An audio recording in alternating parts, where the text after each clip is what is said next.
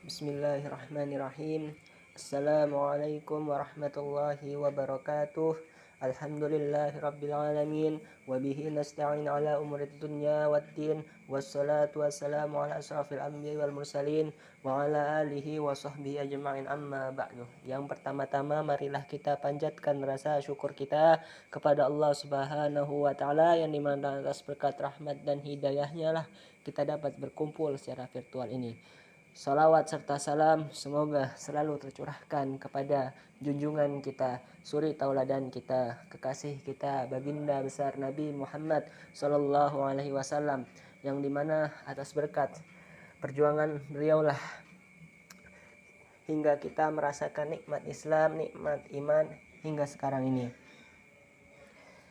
Sebelum kami mempresentasikan materi kami yang bertemakan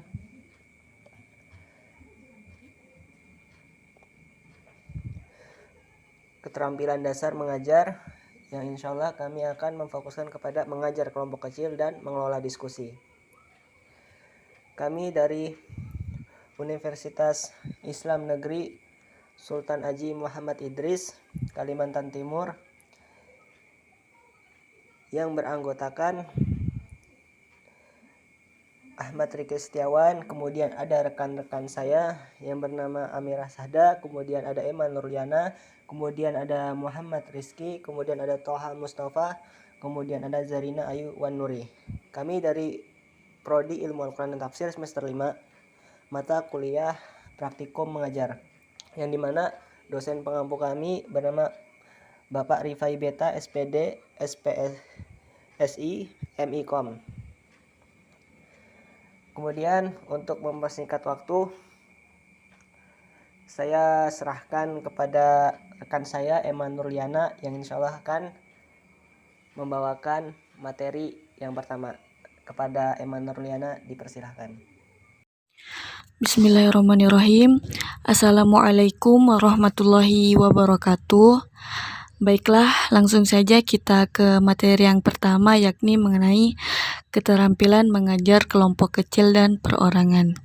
Jadi, secara fisik, pengajaran kelompok kecil dan perorangan ini bersifat terbatas. Hanya berkisar 2 hingga 8 orang saja untuk kegiatan belajar berkelompok kecil dan 1 orang untuk kegiatan belajar perorangan. Jadi, dengan adanya kegiatan pembelajaran berkelompok kecil ini ataupun perseorangan dengan tujuan untuk memudahkan guru untuk memberikan perhatian yang lebih besar kepada muridnya, sehingga guru tersebut bisa menjadi lebih akrab dengan mudah dengan seluruh peserta didiknya. Kemudian, terdapat 4 komponen yang harus dimiliki oleh seorang guru untuk peserta didiknya, baik dalam pengajaran kelompok kecil maupun perorangan. Di antaranya, yang pertama yaitu keterampilan dengan menggunakan pendekatan secara pribadi. Keterampilan ini dikembangkan secara optimal guna mencapai target pembelajaran yang baik dan pesat. Jadi, keterampilan ini diharap peserta didik dapat merasakan perhatian dari guru yang mengajarnya. Jadi, seorang calon guru atau guru harus bisa menunjukkan kepedulian serta perhatian yang besar terhadap kebutuhan peserta didiknya, baik kepada kelompok kecil maupun perorangan. Kemudian, seorang calon guru atau guru juga bisa mendengarkan ide-ide cemerlang yang mereka sampaikan. Kemudian, seorang guru juga harus bisa memberikan respon positif terhadap pemikiran peserta didiknya. Seorang guru juga dituntut untuk bisa membangun relasi yang baik agar peserta didik dapat mempercayai guru yang mengajarnya. Kemudian, seorang guru juga harus menunjukkan keadilan terhadap seluruh peserta didik tanpa memihak dan membeda-bedakan suatu peserta didik. Kemudian, seorang guru juga harus memiliki sikap yang terbuka terhadap seluruh tingkah laku peserta didik, serta selalu berusaha untuk mengendalikan suasana dengan cermat. Kemudian, keterampilan yang kedua adalah keterampilan dalam mengorganisir suatu kelompok. Nah, dalam keterampilan mengajar yang kedua ini, terdapat beberapa hal yang perlu diperhatikan oleh seorang guru atau calon guru. Yang pertama yaitu seorang guru atau calon guru dituntut untuk memberikan pemahaman terlebih dahulu kepada peserta didik sebelum memberikan tugas. Seorang guru seharusnya memberikan pemahaman kepada peserta didiknya mengenai tujuan diberikannya tugas, kemudian bagaimana cara mengerjakannya. Kemudian seorang guru juga dituntut untuk bisa memvariasikan kegiatan belajar mengajar agar peserta didik tidak mudah bosan dalam belajar. Jadi seorang guru dituntut untuk bisa mengajar dengan berbagai variasi, tidak mengajar monoton dengan cara seorang guru harus berbicara terus begitu, melainkan peserta didik juga bisa dilibatkan dalam kegiatan belajar mengajar. Kemudian seorang guru juga harus membentuk kelompok yang tepat agar peserta didik merasa nyaman selama kegiatan belajar dilaksanakan.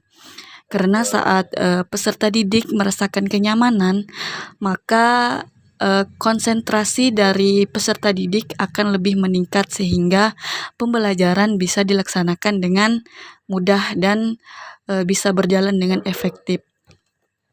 Kemudian kemudian seorang guru juga dituntut untuk bisa mengkoordinasikan kepada seluruh peserta didik bahwa guru itu harus bersikap dengan adil. Tidak ada namanya pilih kasih antara peserta didik. Kemudian seorang guru juga bisa mengakhiri kegiatan belajar mengajar dengan memberikan contoh sikap yang baik kepada seluruh peserta didik. Misalkan dalam kegiatan belajar mengajar, terdapat suatu kegiatan atau suatu sikap yang mencerminkan bahwa sikap tersebut tidak baik. Maka di akhir pembelajaran, seorang guru harus bisa memberikan penjelasan kepada muridnya bahwa sebenarnya bahwa contoh sikap yang baik adalah seperti ini. Mungkin sekian dari saya. Assalamualaikum warahmatullahi wabarakatuh.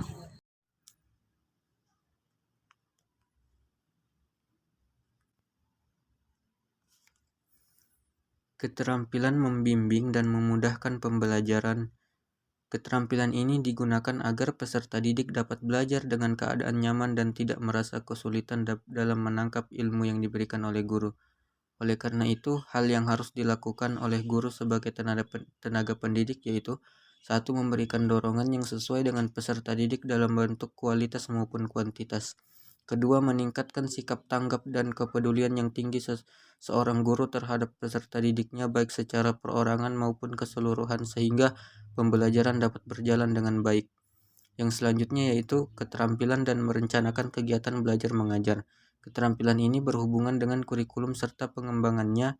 Berikut kegiatan yang mencakup tujuan pembelajaran yang dapat dilakukan peserta didik. Yang pertama yaitu melakukan pembahasan atau diskusi yang menarik di dalam kelompok sehingga menjadikan peserta didik mampu mencapai tujuan tertentu dengan tepat. Kedua, merencanakan kegiatan belajar mengajar bersama peserta didik dengan memperhatikan target keberhasilan, langkah yang tepat, serta waktu dan kondisi belajar peserta didik. Yang ketiga, membantu peserta didik dalam mencapai tujuannya. Yang keempat yaitu memberikan kesempatan bagi peserta didik untuk memperbaiki pencapaiannya jika terjadi kesalahan atau kekurangan. Baik, bismillahirrahmanirrahim. Di sini saya akan menjelaskan materi mengenai keterampilan mengelola diskusi kelompok kecil. Diskusi kelompok kecil ialah suatu proses belajar yang dilakukan dalam kerjasama kelompok yang bertujuan untuk memecahkan suatu permasalahan, mengkaji konsep, prinsip, atau kelompok tertentu.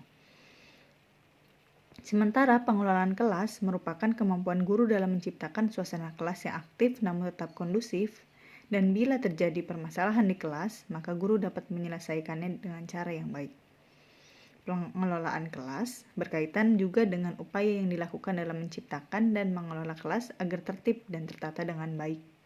Misalnya, dengan memberi arahan kepada peserta didik agar tetap tenang selama pembelajaran dilaksanakan, dan juga memberi situasi yang menarik agar peserta didik mampu hidup dalam kondisi kelasnya.